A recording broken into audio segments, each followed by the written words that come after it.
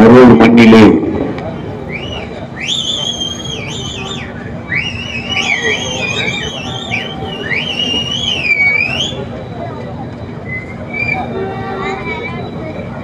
பழங்குடி மக்களை பாதுகாப்போம்,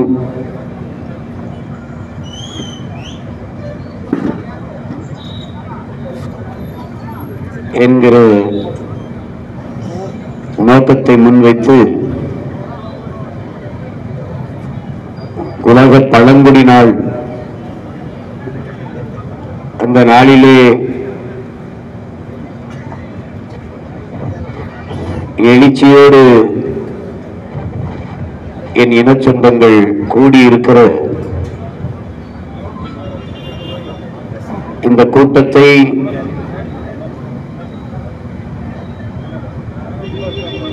ஒருங்கிணைத்து நடத்தி கொண்டிருக்கிற பழங்குடி மக்களின் பாசறையினுடைய மாநில தலைவர் என் உயிர் அண்ணன் கேப்டன் துரை அவர்களே, அவரோடு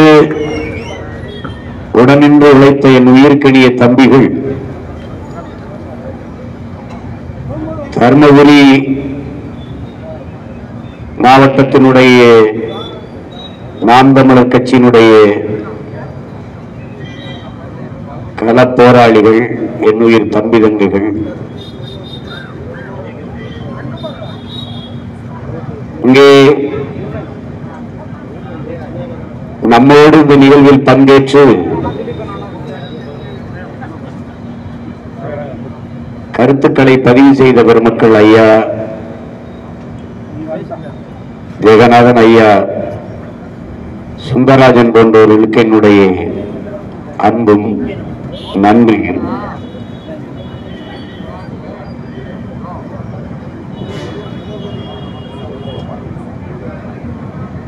என் உணர்வோடும் உயிரோடும் கலந்து வாழ்கிற என் தாய் தமிழ் உறவுகள் அனைவருக்கும் என் அன்பும் வணக்கம். இங்கே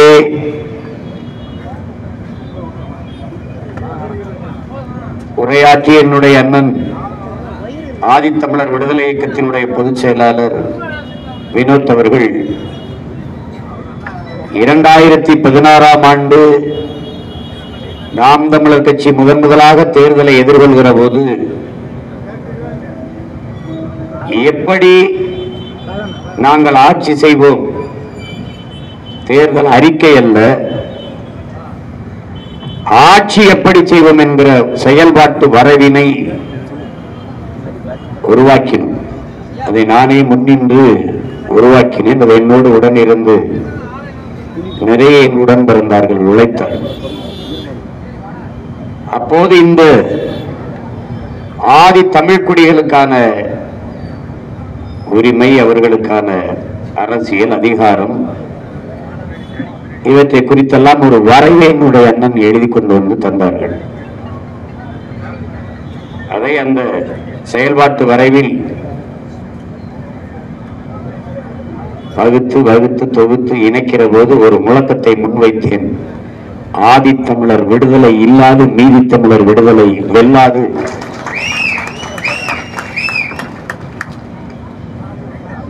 அதேதான் இன்றும்.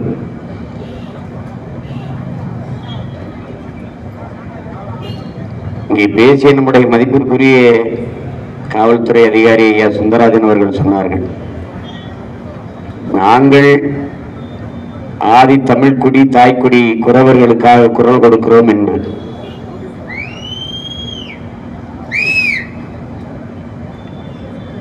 அதை அப்படி பார்க்கக்கூடாது. எங்கள் பிறவி கடமையை நாங்கள் செய்கிறோம் என்றுதான் நீங்கள் பார்க்க வேண்டும்.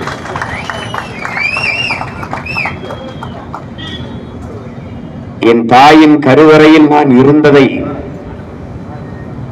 மறப்பதும், என் தாய்க்குடி குறவர் குடியை மறப்பதும் இரண்டும் ஒன்றுதான்.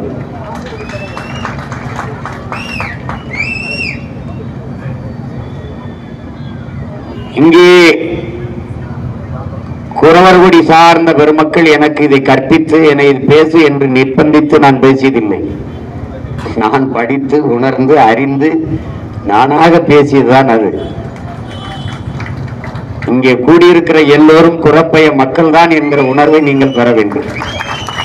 நானும் அந்த குடியிலிருந்து வந்தவன் தான் என்கிற பெருமையும் திமிரும் எனக்கு உண்டு. அறிவார்ந்த தமிழ் சமூக தம்பி தங்கைகளே, என்னிலும் இளைய இளைய தலைமுறை புரட்சியாளர்களே, உலகத்திலே மிக உயர்ந்த மனிதன் எவன்? எவன் ஒருவன் கீழே விழுந்து கிடக்கிறானோ, தாழ்ந்து கிடக்கிறானோ, கீழே விழுந்து கிடக்கிறானோ, அவனை தூக்கி மேலெழுத்துவதற்காக எவன் குனிகிறானோ அவன்தான் உலகத்திலே உயர்ந்த மனிதன் என்கிறான். நம்மிடையே தோன்றிய மகத்தான புரட்சியாளர் நம்முடைய பாட்டனார் வைகுந்தர் அவர்கள் தாழ கிடப்பவனை தற்காத்து நிற்பதை தர்மம் என்கிறார். ஒன்றை என் முன்னே அமர்ந்திருக்கிற என் உறவுகள், தொலைதூரத்தில் இருந்து என் பேச்சுக்கை உற்று நோக்குகிற என் தம்பி தங்கைகளுக்கு கவனித்துக் கொள்ள வேண்டும். இங்கே தாழ்த்தப்பட்டவன் என்று உள்ளே ஒன்றிய தாழ்ந்தவன் எவரும் இல்லை. தாழ்த்தப்பட்டவன் என்றால் யாரால் தாழ்த்தப்பட்டவன், எதனால் தாழ்த்தப்பட்டவன், ஏன் தாழ்த்தப்பட்டவன்? தாழ்ந்தவன் என்று எவனும் இங்க இல்லை. அதில் தமிழன் எவனும் தாழ்ந்தவன் இல்லை. தமிழன் உலகத்தின் உயர்ந்த குடி, மூத்த குடி, தொல்குடி. நான் பேசினால் இனப்பெருமை உலகத்தில் பல்வேறு பேரறிஞர்கள் தங்கள் ஆய்விலே நிரூபிக்கிறார். ஏன் இந்த நாட்டின் பிரதமர் ஐயா நரேந்திர மோடி கூட உலகில் பல்வேறு நாடுகளுக்கு செல்லும் போதெல்லாம் தவிர்க்க முடியாது, உலகின் மூத்த மொழி தமிழ், எங்கள் இந்தியாவில் இருப்பது எங்களுக்கு பெருமை என்று பேசுகிற நிர்பந்தத்தை கொடுத்தவர்கள் நாம். இந்திய மொழிகளின் தொன்மையை தமிழில் இருந்து அறியலாம் என்று அவர் பேசியதை நீங்கள் இன்றும் கேட்கலாம். என் தங்கை இளவஞ்சி கூட குறிப்பிட்டார்கள். அதை பலமுறை நான் பதிவு செய்திருக்கிறேன். இந்த நாட்டை இந்துக்கள் நாடு என்று சொல்வதை ஏற்க இயலாது. இந்த நிலப்பரப்பு முழுதும் தமிழை தாய்மொழியாக கொண்ட தமிழர்களே, நாகர்களே பரவி வாழ்ந்தார்கள். நாம் நாகர்கள். நாகாலாந்து, நாகப்பட்டினம், நாகநாதன், நாகசாமி, நாகேந்திரன், இந்த பேர்கள்லாம் வர காரணம் தான் தமிழை தாய்மொழியாக கொண்டதால் நாம் தமிழர்கள் என்று அழைக்கப்படுது. என்னுடைய மூதாதைகள் மொழி கூட தமிழ்தான் என்கிறார் புரட்சியாளர் அண்ணல் அம்பேத்கர். அதே காலகட்ட அந்த கருத்தை ஆம் அம்பேத்கர் சொல்வதை நான் ஏற்கிறேன் என்கிறார் மேற்கு வங்கத்தை பல ஆண்டுகள் முதலமைச்சராக இருந்த அந்த பொதுவுடைமை தத்துவத்தின் பிதாமகன் ஜோதிபாஸ் அவர்கள்.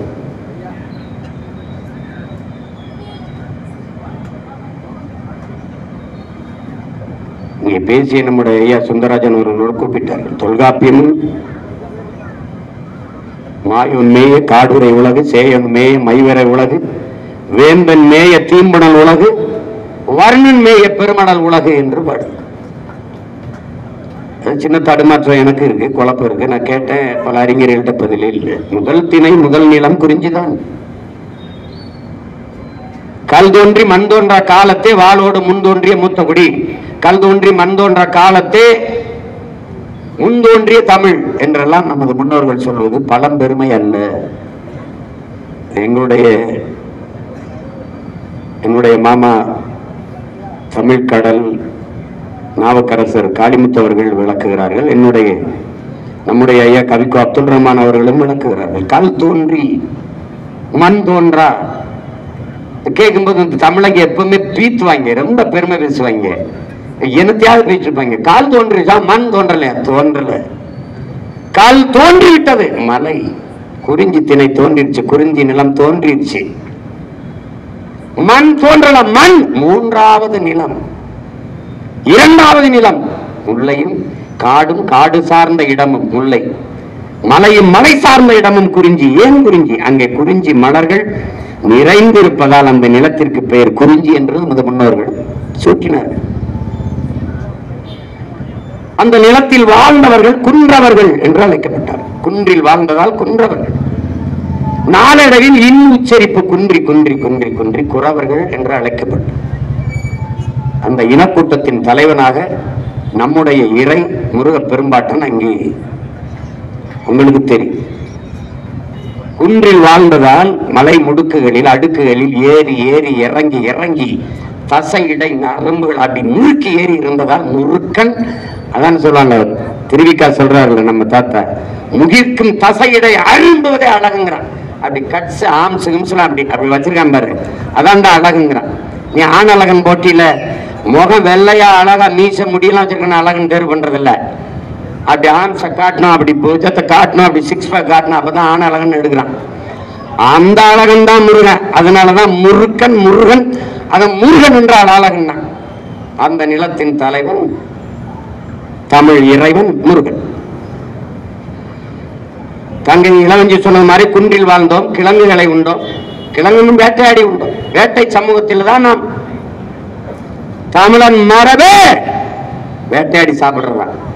நீ இன்னைக்கு சிவனுக்கு விரதம் இருக்கும்போது சைவம் சாப்பிடணுங்கிற, முருகனுக்கு விரதம் இருக்கும்போது சைவம் சாப்பிடணுங்கிற. நான் தம்முக்கு கரிமீன் சாப்பிட்டு தான் போறது. எனக்கு அதெல்லாம் நல்லா தான் இருக்கு. எந்த சாமிடா நம்ம சாமி சைவம்? ஏன்டா பைத்தியக்காரத்தன மாதிரி பேசிக்கிற? எவன்டா நம்மளுக்கு சாமி? எல்லாம் எந்த சாமிடா? எல்லா சாமியும் இங்க வரும். சூலாயுதம், வேலாயுதம், ஈட்டி யாரெல்லாம் வச்சிருக்கு. என்ன வெள்ளரிக்காய் வெண்டைக்காடா வெட்டிக்கிட்டு இருந்துச்சு, வேலை வச்சுக்கிட்டு சூலாயுதத்தை வச்சுக்கிட்டு வேட்டையாடி சாப்பிட்ட சமூகத்தின் மரபினரா நம்ம. நம்ம ரத்த அணுல அசைவம் ஓடி இருக்கு. சும்மா போட்டு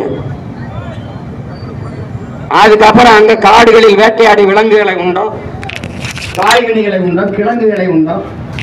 மெதுவா மெதுவா இளம்பரை தொடங்கின நகர்ந்தோம், கீழே இறங்கி வந்தோம். காடும் காடு சார்ந்த இடமும் மலை அடிவாரத்தை ஒட்டி அங்க முல்லை மலர்கள், சின்ன சின்ன மலர்கள் நிறைந்திருந்ததால் நமது முன்னவர்கள் முல்லை நிலம், முல்லை திணை என்று வரையறுத்தார்.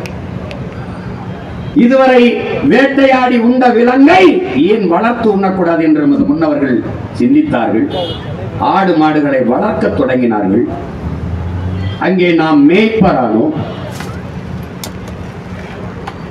அங்கே குறவர், இங்கே ஆயர், கோன். அந்த இனக்கூட்டத்தின் தலைவன் கையிலே ஒரு கோலை கொடுத்தார்கள். அதை வைத்திருக்கிற தலைவன் கோன். கோன் என்றால் அரசன். பரப்புயர நீர் உயரும், நீர் உயர நெல் உயரும், நெல் உயர குடி உயரும், குடி உயர கோல் உயரும், கோல் உயர கோன் உயர்வான் என்று அவை பாடிய பாட்டு இருக்கு. ஆனா கோன்னா உனக்கு கேவலமா தெரியுது, யாதவனா உனக்கு பெருமையா தெரியுது. அது எந்த மொழி சொல்லே உனக்கு தெரியும். உன்னை அரசன் என்று சொல்வது, நீ மன்னன் என்று சொல்வதை விட உனக்கு பெருமை வேற ஒண்ணு வேணுமா? கோன். அங்க வாழ்ந்தோம், அங்கேயே 1-2 கண்டுபிடிச்சிட்டோம். நல்லா கண்டுபிடிச்சிட்டோம். உலகத்துக்கு என்ன கண்டுபிடிச்சவன் நம்ம தான். அது எப்படி நான் சொல்றேன் அப்படின்னு, ஆடு மாடுகளை என்பதற்கு எண்களை கண்டுபிடிச்சிட்டான். நமது மூதாதை வள்ளுவ பெருமகனார் நமக்கு தந்தருளிய மறைமொழியில எழுத்தன்ப என எண்ணன்ப என்று எழுதவில்லை, எண்ணன்ப என எழுத்தன்ப. இது இரண்டும் கண்ணன்ப வாழும் உயிர். முதல்ல வந்தது என்னடா, அதுக்கப்புறம் தான் எழுத்துன்னு எழுதிட்டான். என்ன எடுத்து பார்த்துக்க. முதல்ல என்னை கண்டுபிடித்தவன் நீனும் நானும், ஆயர் கூட்டம் நாம தான். 2வது திணை மக்கள். கீழே இறங்குறோம், நிலம் பள்ளமா இருக்கு. அங்கு வாழ்ந்த எல்லாரும் பல்லர்கள் தான். நானும் பல்ல, நீனும் பல்ல, எல்லாரும் பல்லம் தான். நீ கோச்சுக்க கோச்சுக்க போட்டு போட போடாத போடாத. சத்தியமும் உண்மையும் கொஞ்சம் கசக்கத்தான் ராஜா, கசக்கத்தான் செய்யும். ஆனால் கனி எப்போதும் இனிக்கும். பொறுமையா இருக்கு. உண்மையை நீ உணர்ந்து பார். நாம் பல்லர்கள். அது காரண பெயர். ஏன் நிலம் பள்ளமாக இருந்தது, அங்க வாழ்ந்தோம். அருவி ஆற நீர் ஓடிச்சு, குளிச்சோம். அந்த இடத்துல நாகரிகம் அடைஞ்சோம். நிலைச்சு வாழலாம்னு நகர்ந்து நகர்ந்து வாழ்ந்த நாம் நிலைத்து வாழலாம் முடிவெடுத்தோம்.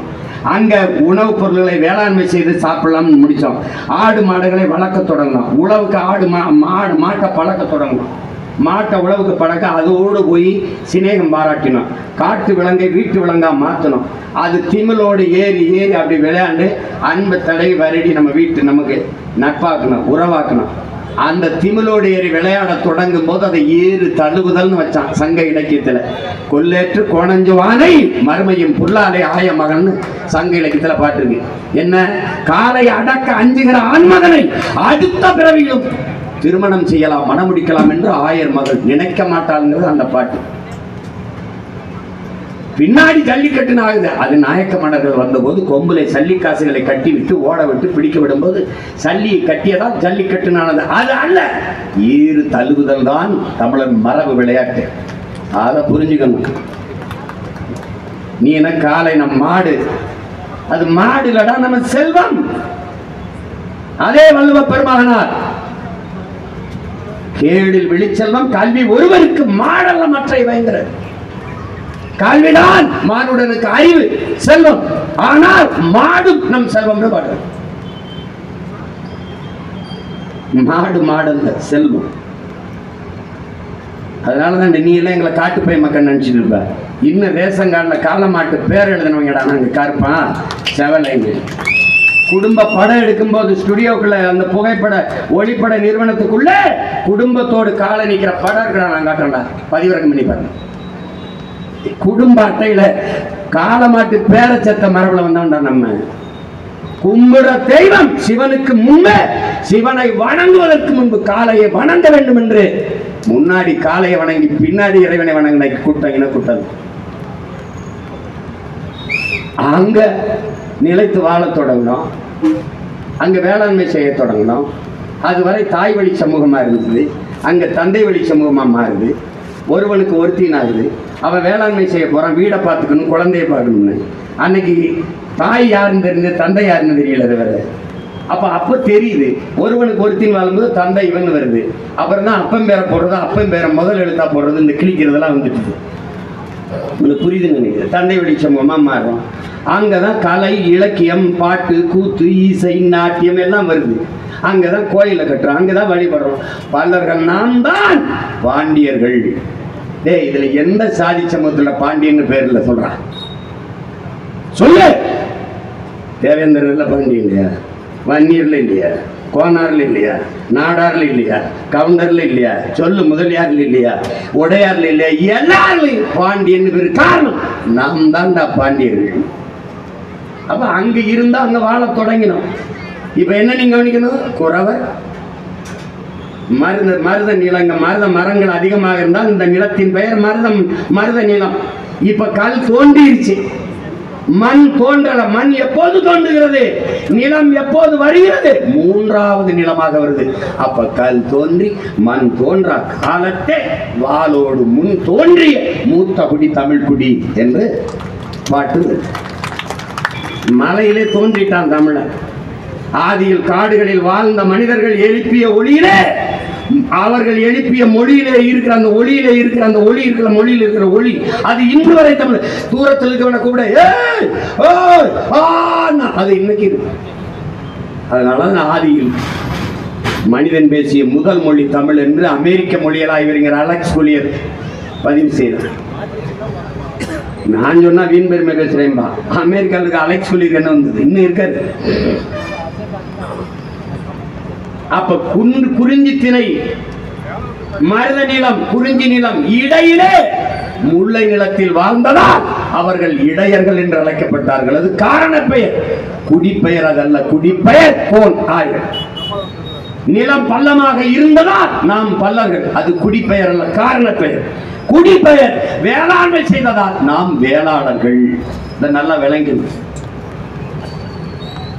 ஒரு தொல்குடி நம் தாய்க்குடி, குறவர் குடி, அதுல இருந்த இத்தனை குடி. இதற்கு பிறகு கடலும் கடல் சார்ந்த இடமும் வரும். அது நெய்தல் என்று அழைக்கப்படுது. அங்க வாழ்ந்தவன் மீனவன் அல்ல, அவனுக்கு பேர் மீனவன் அல்ல. மீனவன் என்பது காரண பெயர். காரணம் மீன் பிடிப்பதால் மீனவன். பால் விற்கிறதுனால பால்கார், கீரை வித்தா கீரைக்கார். அப்படி நீங்க சொல்ற குப்பையை அள்ளுறதுனால குப்பைக்காரங்க. குப்பையை போட்ட உடனே என்ன சொல்றது? பால் விற்கிறவர் பால்கார், சரி விற்கிறாரு பால்கார். காய்கறி விற்கிறவர் காய்கறிக்கார், அப்படிதானே சொல்ற? அப்படிதான் சொல்ற. ஆனா குப்பையை ஆள்றவன குப்பைக்காரங்கிற, போட்ட உடனே என்ன சொல்றது? நீ தான்டா பெருங்குப்பை. உண்மையிலே குப்பைக்காரன் நீ தான். அது மாதிரி மீனை பிடிப்பதால் நாம் மீனவர்கள், ஆனால் அது நம் குடிப்பெயர் அல்ல. நம் குடிப்பெயர் பாரந்த கடல் பரப்பிலே வாழ்வதால் நாம் பரதவர்கள் என்பதால் நம்முடைய குடிப்பெயர். இந்த 4 குடியில் இருந்துதான் உலகின் இத்தனை மானுட சமூகம் தளிர்த்து துளிர்த்து கிளைத்து வளர்ந்திருக்கிறது என்பதை அறிவார்ந்த தமிழ் சமூக மக்கள், வெறும் அறிஞர் பெரிய கவிக்கு நம்முடைய ஐயா அப்துல் ரஹ்மான் அவர்களே இது குறித்து பேசியிருக்கிறார்கள். வலையொலியில் இருக்கு, நீ தட்டி பார்க்கலாம். அப்ப நம்முடைய தாய்க்குடியை போற்றுவது என்பது, பாதுகாப்பது என்பது நம்முடைய கடமை, பிறவி கடமை. அது இல்லாம அரசியல் செய்து என்ன பண்றது?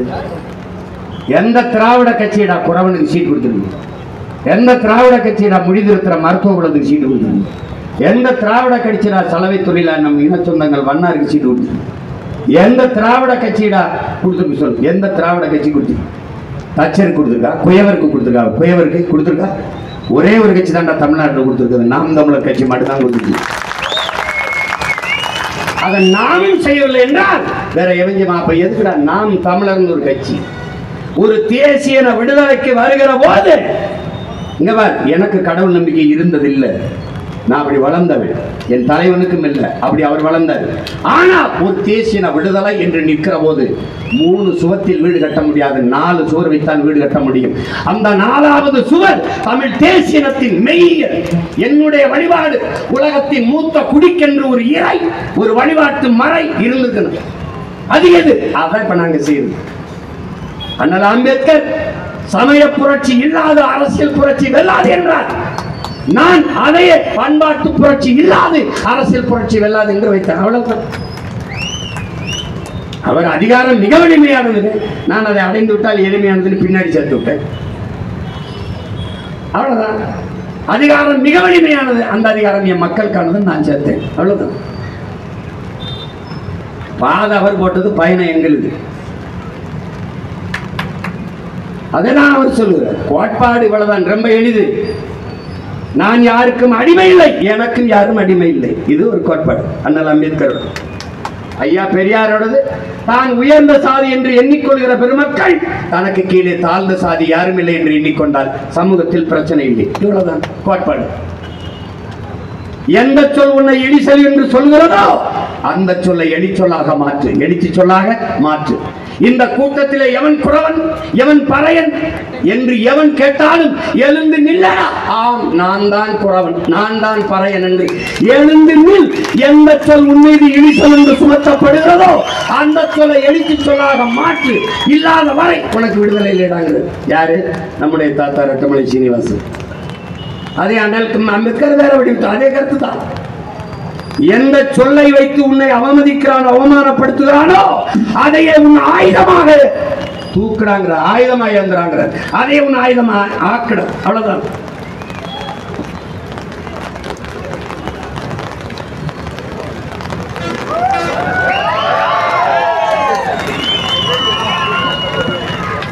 இரு, எதுக்கு மலைக்கெல்லாம் பயன் போடுறீங்க? மழை இல்லைனாலும் அழுகிறா. மழை பெய்யல, மழையே பெய்யலைங்க, பெஞ்சா ஓடுற. நீ மழை பெஞ்சா அது பண்ற. வயநாட்டில் பாரு, செத்து போன ஆயிரக்கணக்கான மக்கள். இரு, மழையை நேசி ரசி, உண்மை போட்டு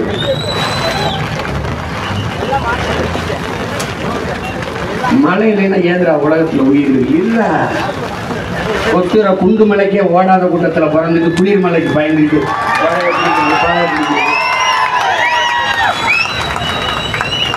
நினைடா. நெல்லு எள்ளு வெங்காயம் தான்டா நனைஞ்சா முளைச்சி, நீ ஒன்றும் முளைச்சு போக மாட்டேடா. ஏதோ ஐயோ அப்படின்னு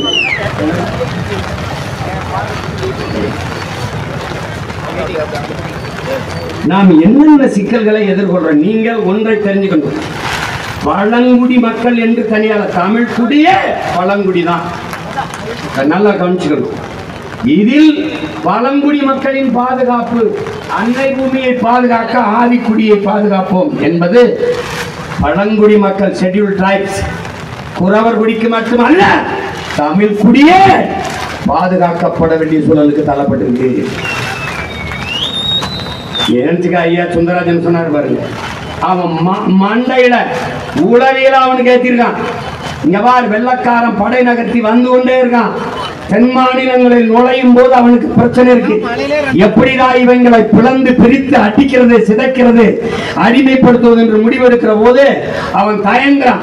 அப்ப முதலாக அவன் என்ன ஒண்ணு யோசிக்கிறான், எவன் போர்க்குணம் என்று மூர்க்கமாக களத்தில் பாய்வானோ அவனை எல்லாம் குற்ற பரம்பரை என்று சட்டத்தை போட்டு ஒடுக்கிறான்.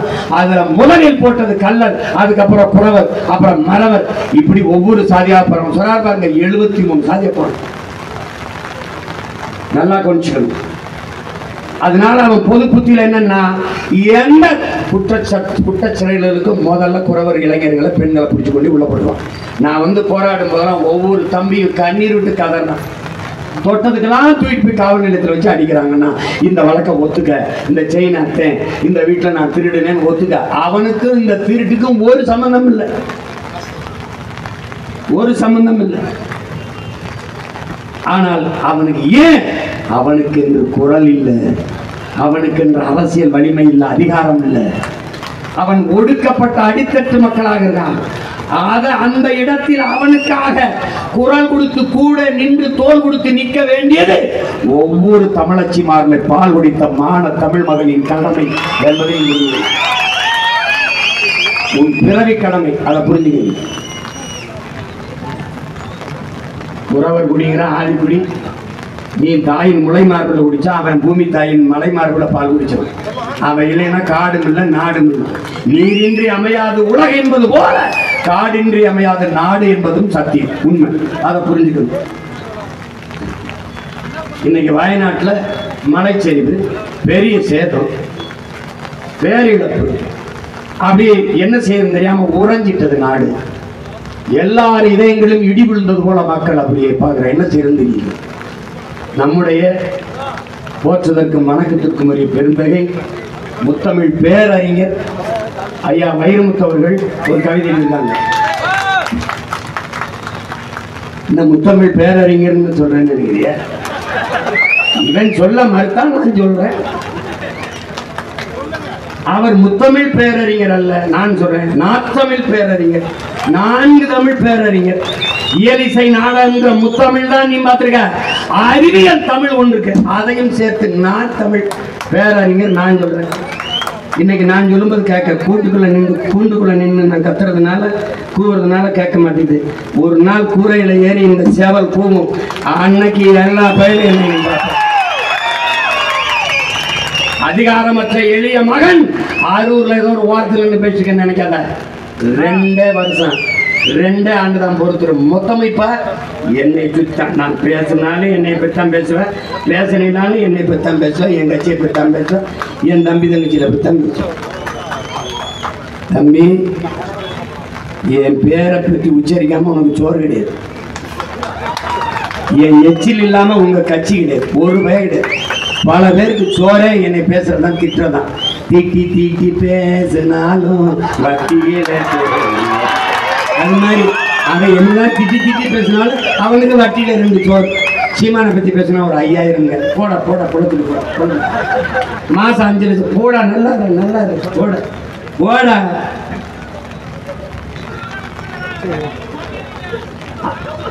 அப்படிதான். அது மாதிரி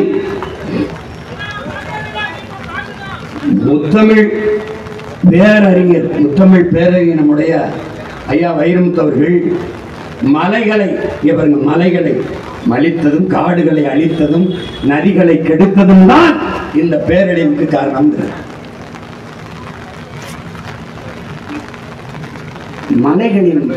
மலைகளின் புத்திரர்கள், புதல்வர்கள், புறவர்கள், மரங்களின் மக்கள், மரங்களின் நீ தாய் தந்தையின் விரல் பிடித்து நடந்தாய், அவன் மரங்களின் கிளை பிடித்து நடைபயிற்சி நடந்தவன். நீ கிணறு குளங்களில் தண்ணி குடித்தாய், அவன் அருவியிலும் ஓடையிலும் நீர் குடித்து வளர்ந்தவன். அவன் போய் நீ பேசாத. காடுகளின் நீள ஆழம் அகலம் தெரியும், அவனுக்கு மலை முகடுகள் எல்லாம் தெரியும். அவனோட நீ ஒன்றும் போட முடியாது. நீ உலகத்துல ஒண்ணுமே பிள்ளைகளுக்கு படிப்பிக்காதீங்க. இயற்கையை நேசிக்க கற்றுக் கொடு. இயற்கை எல்லாவற்றையும் கற்றுக் கொடுக்குங்கிறான். ஒரு பேர் அற்புதமடா இயற்கை. கோடையில உனக்கு மாம்பழம் பழுக்கும், மாம்பழம் 2 மாசம் கிடைக்கும், சாப்பிட்டுருங்கிறான். நாவற்பழம் கிடைக்கும், அந்த பருவத்தில் நாவற்பழத்தை சாப்பிடு. பலாப்பழம் கிடைக்கும், சாப்பிட்டு. எந்த பருவத்தில் எந்தெந்த பழம் கிடைக்கிறதோ அந்த பழத்தை எல்லாம் சாப்பிட்டு. இயற்கை உனக்கு கொடையா கொடுது. நீ செய்ய மாட்டியே. 10 ரூபா 15 ரூபாய்க்கு இளநீ கிடக்குது சாலையில, அது குடிக்க மாட்டேன். ஆனால் தேடி போய் உயர்ந்த ஒரு உணவு விடுதியில் காஸ்ட்லி ரெஸ்டாரண்ட்ல உட்காந்துட்டு கொக்கோ கோலா பெப்சி குடிச்சு சாவ. ஒரு கொக்கோ கோலா ஒரே மூச்சில் குடிச்சிட்டு உட்கார நெஞ்சடிச்சு நீ சாயிரியா நினைப்பாரு. ஒரு கொக்கோ கோலா பெப்சியை வாங்கிட்டு போய் உன் வீட்டு கக்கூச கல்விட பழிச்சுன்னு அதுதான் இல்லைன்பாங்க. அப்போ குடிச்சின்னா உன் குடல் அது மாதிரி பழிச்சுன்னு ஆகுமாக்காதா? இதை அறிவார்ந்த தமிழ் சமூக மக்கள் சிந்திக்கணும். காடுகள், மலை முகடுகளில் உயர்ந்து அடர்ந்து இருக்கிற காடுகள் தான் பூமிக்கு மேகத்தை அறுவடை செய்து மழையாக கொண்டு வருகிறது. அதுதான் அருவியை பிரசரிக்கும். அறிவிதான் ஆறை உருவாக்குது. இந்த இயற்பியல், இந்த உயிரியல் உண்மையை, இந்த அறிவியல் உண்மையை அன்பு பிள்ளைகள் அறிந்து கொண்டது. உனக்கு காடு தொலைதூரத்தில் பார்த்தால் காடு, நம் புறவர் குடிக்கு, ஆதி தமிழ் குடிக்கு அது வீடு என்பதை நீ கவனத்தில் வச்சுக்கணும். அந்த காரியத்தில் மாவோயிஸ்ட் எப்படி உருவானா? 200 லட்சம் கோடிகளுக்கு, 200 லட்சம் கோடிகளுக்கு அந்த மலைகளில் இருக்கிற கனிம வளங்களை வெட்டி எடுக்கிறதுக்கு அந்நிய முதலாளிகளுக்கு ஒப்பந்தம். காடுகளை அழித்தால் தான் மலைகளில் இருக்கிற கனிம வளங்களை எடுக்க முடியும். காடுகளை அழிக்க இவர்கள் புகுகிற போது, பாய்கிற போது, உள்ளே நுழைகிற போது உனக்கு காடு எனக்கு வீடு என்று வாழ்ந்த பழங்குடிகள் போராட தொடங்கினார். கட்டை விளக்கமாறு செருப்போடு களத்தில் வந்தவன் கையிலே துப்பாக்கி எப்படி வந்தது என்கிற கேள்வியை கேட்டால் யார் மாவோயிஸ்ட் என்று தெரியும், யார் உருவாக்கியது என்பது தெரியும்.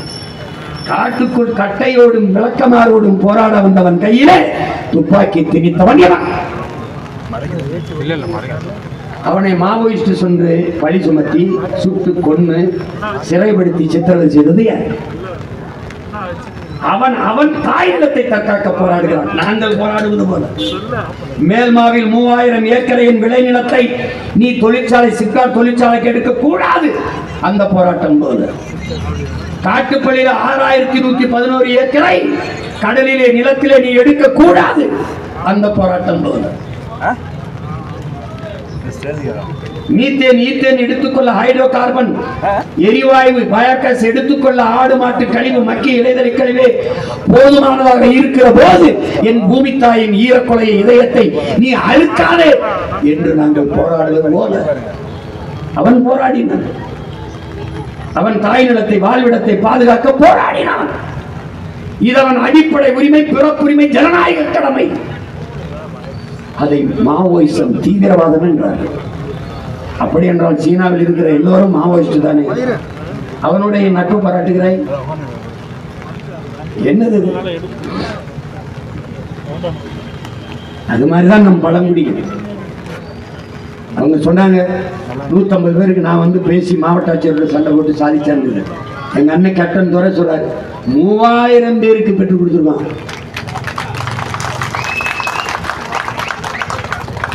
இப்ப பெற்றுக் கொடுக்கிறோம், அப்புறம் நாங்களே கொடுப்போம், அவ்வளவுதான். அந்த நாளுக்கு தான் இவ்வளவு வேலை செஞ்சுக்கிட்டு இருக்கோம். கிருஷ்ணகிரியில இருக்கிற நம் குடிகளை, நம் ஆதி தமிழ் குடிகளை ஆந்திராவில் இருக்கிற காவலர்களை வந்து விசாரணையின் கைது பண்ணி கொண்டு போய் காவல் நிலையத்தில் வைத்து நம் அக்காதமியை வன்புணர்வு செய்து உயிர் உறுப்பினை மிளகாப்பொடியை தூவி பிற அந்நிய மாநிலத்தில் இருந்து, அருகில் இருக்கிற மாநிலத்திலிருந்து உன் மாநிலத்தில் இருக்கிற உன் பெண்ணை விசாரணை என்று நள்ளிரவில் கைது செய்து கொண்டு போனதை தடுக்காதவர்கள் இந்த திராவிட திருவாளர்கள். உன் அண்ணன், உன் மகன் இந்த மண்ணிலே அதிகாரத்தில் இருந்தால் வந்து என் அக்கா தங்கச்சி தொற்றுப்பானான்னு ஒரு நிமிஷம் நீ கற்பனை பண்ணி பார்த்து தூக்கி உள்ளதுக்கு போட்டு அவனைச்சு மிளகாப்பொடியை வச்சு தேய்ச்சி விட்டுருங்க. எங்க தேய்ச்சிருப்பேன்னு நீ எடுத்து பார்த்து. அந்த இதுக்கு கமிஷனர் அலுவலகத்தில் போய் குற்றப்பதிவு செய்தும் ஒரு நடவடிக்கையும் இல்லை, ஒன்றுமில்லை. அந்த என் அக்கா தங்கையோடு களத்தில் நின்று போராடி நாம் தமிழர் கட்சியின் மகளிர் பாசறை தங்கைகளும் என் தங்கைகளும் தான் என்பதை அறிவார்ந்த தமிழ் சமூக மக்கள் எண்ணற்ற பேர் பல்லாயிரக்கணக்கான மனுக்களை அவர்களுக்கு ஒரு ஆறுதல். தன் மகனிடத்தில் சொல்லிவிட்டால், தன் அண்ணனிடத்தில் சொல்லிவிட்டால், தன் தம்பியிடத்தில் சொல்லிவிட்டால் அவன் குரல் கொடுப்பான். அவர்களுக்காக நான் நிற்பேன் என்கிற நம்பிக்கை தான். எல்லா நோய்க்கும் எல்லா சிக்கலுக்கும் கடவுளிடத்திலே நீ முறையிடுந்து போல. கடவுள் என்ன குடல் மருத்துவரா, இல்லை தலைவலி மருத்துவரா, இல்லை காய்ச்சல் மருத்துவம், எந்த மருத்துவம் தெரியாது. ஆனா எல்லாவற்றுக்கும் எனக்கு எப்படியாவது எனக்கு வலியை குணப்படுத்தி ஒரு நம்பிக்கை. அதுபோல என் இன மக்கள் அதிகாரமற்று நின்றாலும் தன் மகன் தனக்காக பேசுவான் என்ற நம்பிக்கையிலே எண்ணற்ற மனுக்களை கோரிக்கைகளை எங்களிடத்திலே வைக்கிறார். கேட்கிற இடத்தில் இப்போது, நாளை தீர்க்கிற இடத்தில் விரைவில் உங்களுக்கு இங்க பேசிய என் தம்பி சண்டாளான்னு அண்ணன் பாடிட வேணாங்கிறான். ஏன் நாம் பாடல ஐயாத பல பாட்டு அடி சண்டாளி பாசத்தலை பாட்டு இருக்கு. சண்டாளி ஓம் பாசத்தாலே தம்பி அமீர் அவர்கள் எடுத்து அந்த பருத்தி வீரர்லாம் பாட்டு இருக்கு. எத்தனை பாட்டு இருக்கு, நான் வேணா அனுப்புறேன், வலையொலியில் இருக்கு, தட்டிப்பாரு. சண்டாளான்னு ஐயா கருணாநிதி பலமுறை எழுதியிருக்காரு, மன்னவரால உரையாடல் எழுதியிருக்காரு, பாசப்பறவைகள உரையாடல் எழுதியிருக்காரு. சண்டாளனா யாருன்னு நம்முடைய தாத்தா நாமக்கல் கவிஞர் எழுதியிருக்காரு. தாயை பழித்தவன், தந்தையை நிந்தித்தவன், நானோ சண்டாளன், நீதாண்டா சண்டாள், இவனெல்லாம் சண்டாளன் ஒரு பெரிய பாட்டு எழுதியிருக்காரு. இருக்கு, நீ எடுத்துப்பாரு. கம்ப ராமாயணத்தில் இருக்குது, கந்த சஷ்டி கவசத்தில் இருக்கு, திருமுலதண்ட திருமந்திரத்தில் இருக்கு, பைபிள்ல இருக்கு. தமிழ்நாடு இந்த என்ன அகர முதலில சண்டாளன் ஒரு பெரிய பாடல் எடுத்து வச்சிருக்கான். சண்டாளன் கருணாநிதி சண்டாளன் சொன்னது இவ்வளவு வலிக்குதுன்னா 60-100 வருஷமா உலகத்தின் மூத்தகுடி தமிழ் குடி எங்களை, உலக மொழிகளின் தாய்மொழி தமிழின் பிள்ளைகளை, எங்களை திராவிடர்கள் திராவிடர்கள் என்று நீங்கள் இத்தனை ஆண்டுகளாக சொல்லும் போது எங்களுக்கு எவ்வளவு இது அவமானமா இருந்தால் இது ஒரு தேசியத்திற்கு எவ்வளவு பெரிய அவமானம். நீ நல்ல வீரன், எதற்கு தமிழ் புதல்வன் தொகை கொடுக்கிற? திராவிட புதல்வன் சொல்லு, நீ பார்ப்போம். தகைசால் தமிழர் விருது, தகைசால் திராவிடர் விருது கொடுங்க. எங்க ஐயா நல்லகன் கொடுத்தீங்க, இப்ப ஐயா குமரியானந்தன் கொடுக்குறீங்களா? தகைசால் திராவிடர் கொடுங்க பார்ப்போம். எவ்வளவு பெரிய ஏமாற்று. இந்த 3 ஆண்டுகள்ல இந்த அரசு பெற்றிருக்கிற அரிய உரிய பெருமை 1000 ரூபாய் அரசு என்பதுதான். 1000 ரூபாய் அரசு. பள்ளிக்கூடத்தை கட்டி சீரமைக்க முடியல, சிற்றூர்கள் தரும் பள்ளிக்கூடங்கள். நான் பிறந்த என் ஊர்ல சிவகங்கை மாவட்டத்தில் அன்னையூர்ல நான் படித்த தொடக்க பள்ளியினுடைய சீரமைப்பை நாங்க செஞ்சோம். எங்க அன்னைங்க ஊர்ல இருக்க அன்னைங்களோட நான் பணம் கொடுத்து சீரமைச்சேன். ஆனால் இன்னும் 2 வாத்திய ஆசிரியர்களை பணி நியமனம் செய்ய முடியல, போராடிட்டு இருக்கேன். பிள்ளைகளுக்கு சமைச்சு கொடுக்கிற சத்துணவு பணியாளருக்கு சம்பளம் கொடுக்க முடியல. நீ கொழுப்படுத்திட்டு போய் சதுரங்க விளையாட்டு 100 கோடிக்கு, இப்ப இந்த ஃபார்முலா 4 ஃபார்முலா 4 அப்படின்னு ஒரு கார் பந்தயம், அது 50-60 கோடி. இது அப்போ அறிவு கருவறையாக இருக்கிற வகுப்பறைகளை, பள்ளிகளை, ஒரு நாட்டின் எதிர்காலம் அந்த நாட்டின் வகுப்பறையில் தீர்மானிக்கப்படுதுங்கிறான். ஒரு அறிவார்ந்த சமூகத்தை உருவாக்க ஒரு ஆகச்சிறந்த பணி கல்விப்பணி. அதை கற்கிற பள்ளிக்கூடங்களை சீரமைத்து ஆசிரியர்களுக்கு உரிய ஊதியம் கொடுத்து தரமான கல்வியை தேசத்தின் குடிகளுக்கு கொடுக்க முடியல. கேட்டால் திராவிட மாடல். என்ன மாடல்? என்ன மாடல்? நீ ஏதோ பழங்குடி மக்கள் குறவர் குடிக்குத்தான் ஆபத்து பாதிப்பு நினைச்சிட்டு இருக்க. நீ வாழ்ந்துட்டியா? நீ ஏதோ வாழ்ந்துட்டியா? 1000 ரூபாய்க்கு நீ கையெழுந்த நிலைமையில இருக்க. தமிழ் புதல்வன் அந்த அந்த பணம் கொடுக்கிற அறிவிப்பு வரும்போது இன்னைக்கு செய்தித்தாள்ல படிச்சு பார்த்தீங்கன்னா, வறுமை கல்வி கற்க, கல்விக்கு ஏழ்மை ஒரு தடை இல்லை, கல்வி கற்க ஏழ்மை ஒரு தடை இல்லை. ஏன் 1000 ரூபாய் கொடுக்குறாருல? என் மக்களிடத்துல ஒரே ஒரு கேள்விதான் உங்க மகன் கேட்பேன், இந்த 1000 ரூபாய் இந்த அரசு ஏன் தர வேண்டும், எதற்காக தர வேண்டும், இந்த பணத்தை எப்படி தருது? இந்த கேள்வியை நீங்க எழுப்பி பார்க்கணும். எதுக்காக பெண்களை குறி வச்சு 1000 ரூபாய் கொடுக்குது? பெண்களுடைய வாக்கை பெற முடியல. எதற்காக பெண்கள் கல்லூரிக்கு பெற பெண்களை குறி வைக்குது? இளம் பெண்கள், இளைஞர்கள் சீமான் பின்னாடி ஆயிரக்கணக்கில் திறந்துகிறார்கள். சீமான் யார்? முதலமைச்சர் மகனா, பேரனா? இல்லை. யார்? 1 லட்சக்கணக்கான கோடி வச்சிருக்கானா? பல ஆயிரம் கோடி வச்சிருக்கானா? இல்லை. பல முறை பதவியில் இருந்திருக்கானா? இல்லை. யார்? இந்த கூட்டத்தில் ஒருவன். அவன் கண்ணாடியில் முகத்தை பார்க்கிற போது என் முகம் அவனுக்கு தெரியுது. அவன் நினைக்கிறான், நான் தலைவன் என் முன்னாடி நிக்கல, என் அண்ணன், என் சித்தப்பையன், பெரிய பையன், மாமன், என் மகன் என்று இந்த மக்கள் என்னை நினைச்சு கூடுவாங்க. நடிகர் கட்சி ஆரம்பித்தால் அவரை பார்க்க கூடுவார்கள், சீமானை பார்க்க கூட மாட்டார்கள். அவன் என்ன பேசுகிறான் என்று கேட்க கூடுவார்கள். என்ன பேசுவான்? அவர்களுக்காக பேசுவான். இதயத்தின் அடித்தளத்திலிருந்து பேசுவான், ஈரக்குலையிலிருந்து பேசுவான், உள்ளத்திலிருந்து பேசுவான், உதிரத்தை உருக்கி அதையே பேசுவான். பல ஆயிரம் ஆண்டுகளாக அவன் இனம் தூக்கி சென்ற வலியதை மொழியாக்கி பேசுவான், அவனுக்காக பேசுவான். அதனால் எனக்கு அருகில் நிற்பான். பெருந்தலைவர் காமராஜர் வட இந்தியாவில் போய் பேசிக் கொண்டிருக்கிற போது தமிழிலே பேசிக் கொண்டிருக்கிறார், வேட்டி சட்டையில் தமிழ். முன்னாடி இருக்கிறவர்கள்லாம் கைதட்டுகிறார்கள், அவர்களுக்கு தமிழ் தெரியாது, கைதட்டுகிறார். பக்கத்தில் இருந்து ஒருத்தர் கேட்கிறாரு, அவர் என்ன பேசுறாரு, ஏன் கைதட்டுறீங்க? என்ன பேசுறாருன்னு தெரியல, ஆனா எங்களுக்காக பேசுறாருன்னு தெரியுது. அது மாதிரி இந்த மக்கள், என் உடன் பிறந்தவர்கள் தங்கை தம்பிகளுக்கு தெரியும், அந்த அண்ணன் அவங்களுக்காக பேசுறேன்னு தெரியும். அதனால ஒரே ஒரு தடவை கேளுங்க, எதுக்கு இப்ப தமிழ் புதல்வனுக்கு காசு? ஏன்னா அவருக்கு தெரியுது, இந்த 1000 ரூபாய் கொடுத்ததுல கொஞ்சம் இளம் பெண்கள் ஓட்டு நமக்கு விழுகுது, என்ன புள்ளி விவரம். இப்ப இந்த இளைஞர்கள் சீமானுக்கு போடுறான். அவன் என்ன நினைக்கிறான், நம்ம ஒரு தொகுதிக்கு 50 கோடி செலவழிச்சான், அவன் 5 லட்சம் தான் செலவழிச்சான், வட்டி காசெல்லாம் கூட செலவழிக்கல. நம்ம நிறுத்தும் போதெல்லாம் பெரிய பெரிய அமைச்சர்கள் மகன்களை நிறுத்தணும், அவன் யாருன்னே தெரியல வேட்பாளர். இவ்வளவு வேலை செஞ்சோம். ஆனா அவன் ஒரு ஆளா கட்டி 35 லட்சம் 36 லட்சம் ஓட்டை வாங்கியிருக்கான். 1 ரூபா ஓட்டு கொடுக்கல. யாரு போட்டது? கிறிஸ்தவ இஸ்லாமியர் போடல.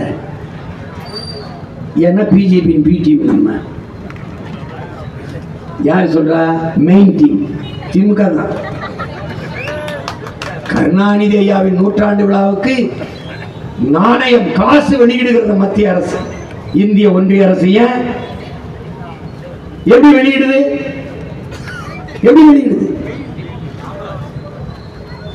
வெளியிடுது யார்? ஐயா ராஜ்நாத் சிங் பாதுகாப்புத்துறை அமைச்சர் வெளியிட போறார். அந்த நேரத்தில் இவங்க ஒரு பண்ணுவாங்க பாரு, அந்த மேடையை மட்டும் பாரு, எவனாவது நிமிந்து நின்று பேசிட்டானா இன்னைக்கு. ஆனா நம்மளை பீட்டிங் தான். ராமர் ஆட்சியின் நீட்சி தான் திராவிட மாடல் ஆட்சி. இவன் தான் இப்ப என்ன சொல்ற, நாங்க தாங்க பிஜேபி, பிஜேபியின் B team, main team, Z team வரைக்கும் நான் தாங்க போடல. பறையர் வந்துடக்கூடாது, வென்றக்கூடாதுன்னு படையாட்சி போடுறதில்லை, படையாட்சி வந்துடக்கூடாதுன்னு பறையர் போடுறது. இடையில சொந்த பிள்ளை நாம படியாயிரும் போட்டு போடல. ஆனால் 36 லட்சம் போட்டுக்கான். எதம் போட்டான்? இன்றைக்கு கல்லூரியில் படித்துக் கொண்டிருக்க பிள்ளைகள், புதிய வாக்காளர்கள், இளைய தலைமுறை பிள்ளைகள், அவன் என்ன நினைக்கிறான்? இந்த நாட்டின் எதிர்காலத்தை காப்பாற்றணும்னா நாம் தமிழர் கட்சி வெல்லணும்னு நினைக்கிறான்.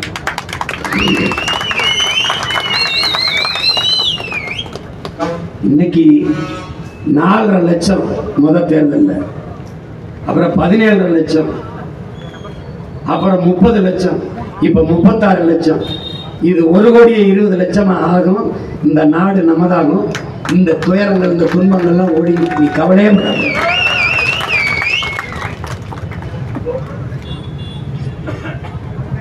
நம்ம கையில தான் இருக்கு. நாம் ஒவ்வொருவரும் போராடணுங்கிற முடிவுக்கு நீ வரணும். யாரோ ஒருத்தருடைய வேலைன்னு நீ போயிடக்கூடாது. என்ன சொல்லுவாங்க, 3 மணிக்கு படுத்த, 6 மணிக்கு எந்திரிச்சு பயிற்சிக்கு போயிட்ட, இந்த 3 மணி நேரம் உறக்கம் போதுமா அப்படின்னு. உலகத்தில் சாதித்த எல்லாருடைய வரலாறையும் படித்தா மிக குறைந்த நேரம் தூங்கியவனாத்தான் இருக்கான். எங்களுடைய தலைவர், நம்முடைய தலைவர் கற்பித்தது என்ன? உறங்காதே, எழுந்திரு, எழுந்திரு, ஓடு. நீ அடிமை, அடிமை உரிமை பெறும் வரை ஓடு. உன் இனம் விடுதலை பெறும் வரை ஓடு, ஓடு. ஒரு நாள் நிம்மதியாக உறங்கலாம்.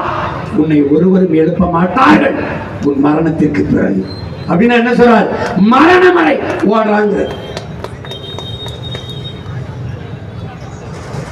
அப்படி அவர் ஓடினார். அவர் பிள்ளைகள் நாம ஓடணும். எதுவரை? விடுதலை. நம்முடைய ஐயா அப்துல் கலாம் என்ன சொல்றார்? உன்னால் முடியும் வரை போராடாதே, நீ நினைத்தது முடியும் வரை போராடுறாங்க. நீ என்ன நினைக்கிற? தூய தமிழர் ஆட்சி, தமிழ் தேசிய ஆட்சி இங்க மலரும். ஏதோ குறவர் குடிதான் தாழ்த்தப்பட்டிருக்கு, ஒடுக்கப்பட்டிருக்கு. ஆதி தமிழ் குடி, பறையர் குடிதான் தாழ்த்தப்பட்டிருக்கு, ஒடுக்கப்பட்டிருக்கு. நீ என்ன வாழ்ந்துட்டேன்னு சொல்லு, சொல்லு, நீ சொல்லு. ஒண்ணு கிடையாது. அதனால எல்லோரும் சேர்ந்து இந்த பணியை செய்யணும். இது காலம் கையெழுத்திருக்கிற கடமை, வரலாறு நமக்கு விட்டிருக்கிற பெரும்பணி என்பதை என் அன்பு உடன் பிறந்தார்கள், என்னினும் இளைய என் தம்பிதங்கள் புரிந்து கொள்ளும். அவன் பேசுவான், வியாக்கியானம் பேசுவான். இதெல்லாம் வெல்றதா, இதெல்லாம் போறதா, இவன் அதை பேசிவிட்டான், அதை பேசிவிட்டான். சீமான் இப்படி மேடையில் பேசலாமா அப்படின்னு. இப்போ ஒன்றும் அப்படி பேசலையே. 2 நாளைக்கு முன்னாடி ஒரு புத்தகம் வெளியிட்டேன், எங்க ஐயா மருத்துவர் பள்ளிவருடைய புத்தகம். அந்த வெளியீட்டில் நான் அப்படி பேசலையே. நீ என்ன மொழியில் பேசுகிறியோ அந்த மொழியில் பேசினால்தான் உனக்கு புரியும். அதனாலதான் அப்படி பேசணும். எங்கள் தலைவர் எங்களுக்கு கற்பித்ததான். உன் எதிரி எந்த மொழியில் பேசுகிறானோ அதே மொழியில் பேசுறான். கருத்துனாலும் கருத்து, கருவினாலும் கருவி. துப்பாக்கி தூக்கி வரவனுக்கு முன்னாடி போய் பிரசங்கம் பண்ணிருக்க முடியாது. நான் எந்த ஆயுதம் எடுக்க வேண்டும் என்பது எப்போதுமே எதிரிகள் தான் தீர்மானிக்கிறார்கள். அதை நீ புரிஞ்சுக்கணும். வாங்க சீமான், வாங்க ஐயா, வாடா சீமான், என்னடா சொல்றான். இதாங்க புரிஞ்சுக்கிச்சா? இதுக்கு மேல விளக்கம் கேட்கக்கூடாது. இதுதான் அன்புனா அன்பு, வம்புனா வம்பு. நீ வெட்ட ஓங்குற போது விழுந்து கும்பிட ஈன பயனை நினைச்சுக்கிறத எங்களை இந்த கூட்டத்தை நீ வெட்டணும்னு நினைக்கிறதுக்கு முன்பே வெட்டி முடிக்கிற ஆட்கள் என்பதை மனசுல வச்சுக்கிட்டு இயங்கு. இந்த ஆட்டத்தை நீ எவ்வளவு நாள் ஆடுவாயின் பாரு தம்பி. எவ்வளவு வேகமாக சுத்துற, முதல்ல சுத்தி விட்ட பம்பரம் எங்க ஆணி இருக்குன்னு தெரியாத அளவுக்கு வேகமா சுத்தும். ஒரு நாள் அப்படியே தள்ளாடி தள்ளாடி தள்ளாடி சத்துன்னு விழும். நாங்க எப்படி தெரியுமில்ல, ஆக்கர் போடுறதுக்கு சுத்திட்டு பம்பரத்தை நாக்கில் எச்சேத்து விட்டுட்டு அப்படியே நிற்போம். விழுந்த உடனே போட்டா 2 தெரிச்சு ஓடும். ஒரு நாள் நீ விழும்போது உன் மண்டையில ஆக்கரை போட்டு பேக்கல, நீ பார்த்துக்கிட்டே ஏதோ இருந்தா அவர் அசிந்து பிடிக்கிறான். ஐயோ அவரை பேசுறான், அவரை தாண்டா பேசுவான். ஐயா கருணாநிதி எப்படி நாகரிகம் இல்லாம பேசுறாரு. டே அவரெல்லாம் நாகரிகமா பேசுறதே அநாகரிகம். வைத்தியகார பேசுற இந்த நாட்டில் அநாகரிக அரசியல், அதனுடைய ஆதி தொடக்கமே அவர் தான்டா. வளையலில் இருக்கு தட்டி அனுப்ப முடியாது அக்கா தங்கச்சிக்கு, அவ்வளவு அவசியமா இருக்கு. என்ன போட்டு கேட்டுப்பாரு. ஏய், ரஷ்ய புரட்சியாளர் லெனின் சிலையை சாச்சிட்டான். ஒரு 3 வயசு பையன் தலை மேல ஏறி நின்று ஒன்று கடிச்சிட்டான். தட்டி பாரு, படம் இருக்கு. பங்களாதேஷின் தந்தை முஜிபுர் ரஹ்மான் மண்டையில ஏறி அடிச்சு சாச்சிட்டான் சிலையை. ரெவல்யூஷன், புரட்சி. இலங்கையில புரட்சி, ராஜபக்ஷ அப்பனுக்கு வச்சிருந்தான் சில தூக்கி குப்பையில் தள்ளிட்டான் புரட்சி. சந்திரபாபு நாயுடு வந்தாரு, ஜெகன்மோகன் ரெட்டி ராஜசேகர் ரெட்டிக்கு வச்சிருந்த சிலையெல்லாம் எங்க கிடக்கு எவனுக்கும் தெரியல. அதே நிலைமை இங்க வரல. பார்த்துட்டு ரொம்ப ஆடுற, ரொம்ப ஆடுற, பதவி திமிரலையும் பண திமிரலையும் ஆடுற. இது ரெண்டு என்கிட்ட இல்லை. ஹிட்லர் சொல்றான், அதை உங்களுக்கு மறுபடியும் நான் சொல்றேன். இலக்க எதுவும் இல்லாதவன் இடத்திலே சவால் விடாத. என்ற இலக்க உயிரை தவிர ஒரு மயிர் இல்ல. பார்த்து நடந்துக்க, பார்த்து நடந்துக்க. நீ ஒன்றும் கிடையாது. நீ அதிகபட்சமா என்ன என்ன பண்ணிவிடுவ, ஜெயில போடுவ. என்னை மாதிரி மகிழ்ச்சியான உலகத்தில் இல்லை. ஒரு போன் தொல்லை இல்லை, ஒரு இது இல்லை. நிம்மதியா படிப்பேன், நிம்மதியா குறிப்பெடுப்பேன். எப்ப வெளியில் விட்டே வந்து உன்னை கொள்ளுவேன். இப்பவே நான் கேட்கிற கேள்விக்கு எதுக்கும் பதில் இல்லை, எதுக்கும் பதில் இல்லை. ஏதோ பேசிட்டு அலையிற நீனு. பார்த்து பண்ணுங்க, நியாயமாற கவனம். பல சாம்ராஜ்யங்கள் சரிந்திருக்கு. உனக்கு ஒண்ணும் இல்லை. திராவிடம்னா என்னன்னே சொல்ல தெரியல.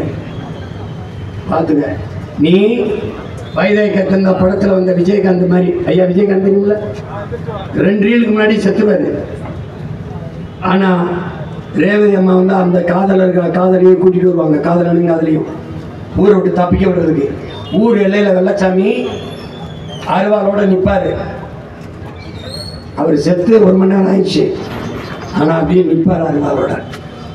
வரலாம் ராதாரவி தான் ஊர் மக்கள்லாம் பயந்துட்டு அப்படியே நிற்பாங்க. கடைசியாக ஒரு காத்தடிச்சோன்னு சாத்துவார். அப்படி நீ செத்துட்டா ரொம்ப நாளைக்கு முன்னாடி சும்மா ஒரு கத்தியை வச்சு படம் கட்டிக்கிட்டு இருக்கா. ஒரு நாள் நீ விழுதா பாரு, நீ டெட் பாடி செயற்கை சுவாசம் கொடுத்து ஒன்று உயிர்ப்பிச்சு வச்சிருக்கான். ஆக்சிஜன் சிலிண்டர்ல வச்சிருக்கான். உனக்கு கோட்பாடு இருக்கலடா. நீ பெரிய கொம்பன் கொள்கையாளன் தானே. ஐயா பெரியார் பேரறிஞர் அண்ணாவெல்லாம் வளர்த்த கொள்கையாளன் தானே. காசு கொடுக்காம கூட்டத்தை கூட்டுறான். கட்சியை கலைச்சிருக்காங்க. திராவிட கொள்கை, திராவிடம் என்பது பேசி கூட்டுவாங்க. தலைவனும் தலைவர் நீங்க அப்பா முதலமைச்சரும் அமைச்சரும் சேலம் மாநாட்டில் பேசிக்கும் போது 3 சீட் ஆடிக்கிட்டான். போய் சமையலறையில் பிரியாணி சாப்பாடை தூக்கிட்டு போயிருக்கான். எண்ணெய் கேனு சீரகப்பட்டணம் அந்த சமையல் உப்பு கூட வாங்க எடுத்துட்டு போவாங்க.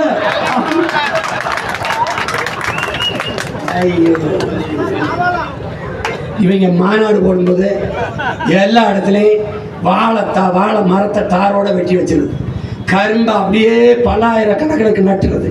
ஏன் பெரியவங்க விவசாய பற்றி உங்கள் அப்பா அம்மா எனக்கு ஏதாவது தெரிஞ்சிருந்தா வாழையை தாரோட வெட்டி நடுவியா, கரும்பை வெட்டி நடுவியா? அது விளைய வைக்க எவ்வளவு காலம், அது எவ்வளவு சத்துள்ள உணவுப் பொருள். அதை கொண்டாந்து வீதியில் கட்டி என் ஜனம் கூட்டம் முடிச்சு போகும்போது விக்குன்னு அந்த தார் அத்து கரும்பு அத்து கட்டாக்கு கரும்பு. என்னடா உங்களுக்கு இதில் ஒரு பெருமை இருக்கு? என்ன பெருமை இருக்கு சொல்லு. நான் விலக சொல்லட்டுமா? ஏதாவது விவசாய குடும்பத்துல பிறந்த வெற்றி பண்ணுவாங்க. கார் போதைக்கு போட்டு மேல போட்டு எங்க கட்சியில மாடம் செத்தா போடும். அது ஒரு மாலை போடுவோம். சாமிக்கு போடுற நிறுத்தி, தலைவர்களுக்கு போடுற இன்னைக்கு பாட்டு தீரம் சின்னமலை. ஆனால் பூ உனக்கு பூக்கல, எனக்கு பூக்கல. அது பூச்சி வண்ணத்து பூச்சி சீட்டுக்கு பூக்குது. விடுறா அத போய் சொல்லக்கூடாது சார். நீங்க சொல்லக்கூடாது. கூட்டம் உருவாகி எல்லாத்தையும் மாற்றணும். ஒரே ஒரு வழிதான் இருக்கு. திராவிடம் ஒளிகள் பேசாத, திமுக ஒளிகள் பேசாத, நாம் தமிழர் வளர்க வெல்கன்னு பேசு. கருணாநிதி அவர்கள் ஒளிகள் பேசாத, தலைவர் பிரபாகரன்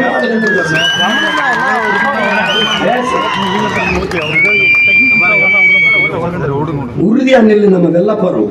நம்பிக்கையோட முடியாதுன்னு நினைக்காத. நம்மால் முடியாது உலகில் யாராலும் முடியாது, உலகில் யாராலும் முடியாதது நம்மால் முடியும் என்று நம்பு. விடியும் என்று விண்ணை நம்புகிற நீ முடியும் என்று உன்னை நம்பு. சோம்பலை உதறி தள்ளுங்கள், உங்கள் சாம்பலும் சரித்திரம் படைக்கும். முடியாது என்று படுத்தால் முடங்கி கிடந்தால் சிலந்தியும் உன்னை சிறை பிடிக்கும். முடியும் என்று எழுந்து நடந்தால் இமயம் உனக்கு குடை பிடிக்கும். எழுந்து பயப்படாத, எதுக்கும் பயப்படாத. அந்த பாட்டை துறைமுருகன் நான் என் தம்பி வழக்கு போட்டு கைது பண்ணி கொண்டு போனேன்.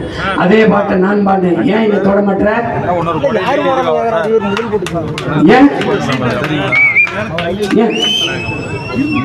அது அது எனக்கு அசிங்கமா இருக்கு.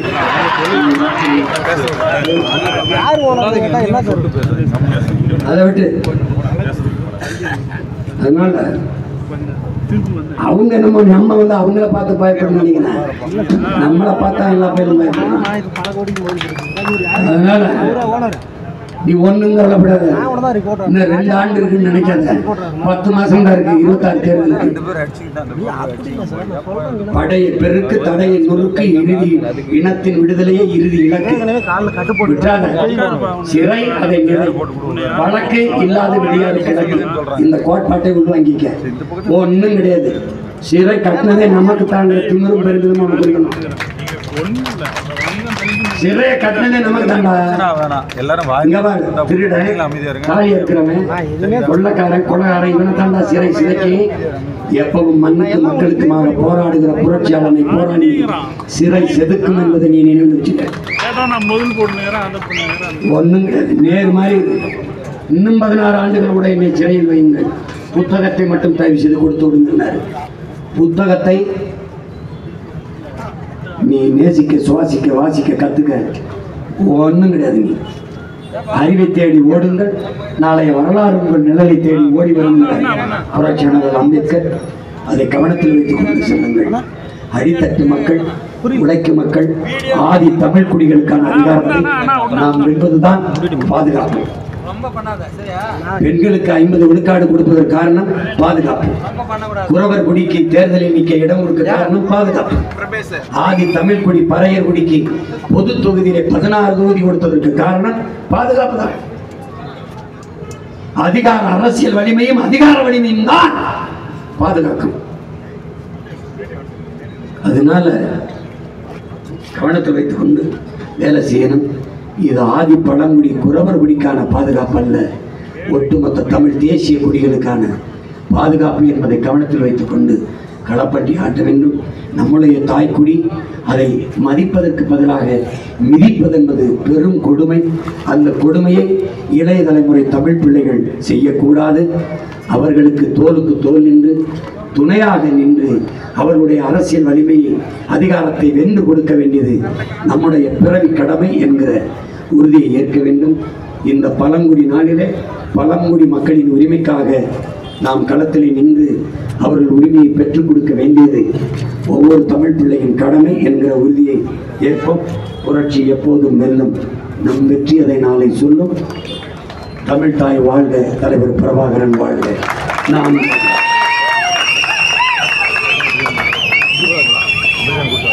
மருத்துவர் ஒன்றிய செயலாளர் மகேஷ் சினேகா இடையனுடைய பெண் குழந்தைக்கு அண்ணன் பேசுகிறார்.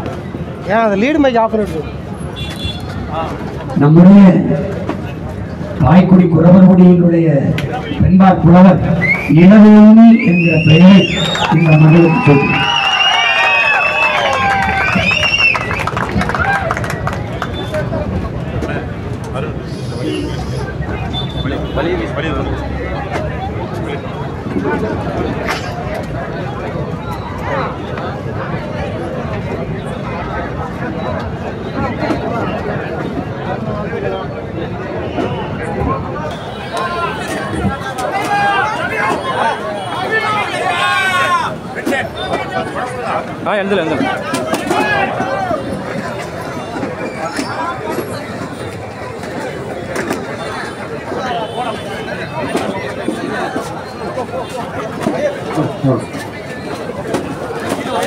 போயிருக்கேன்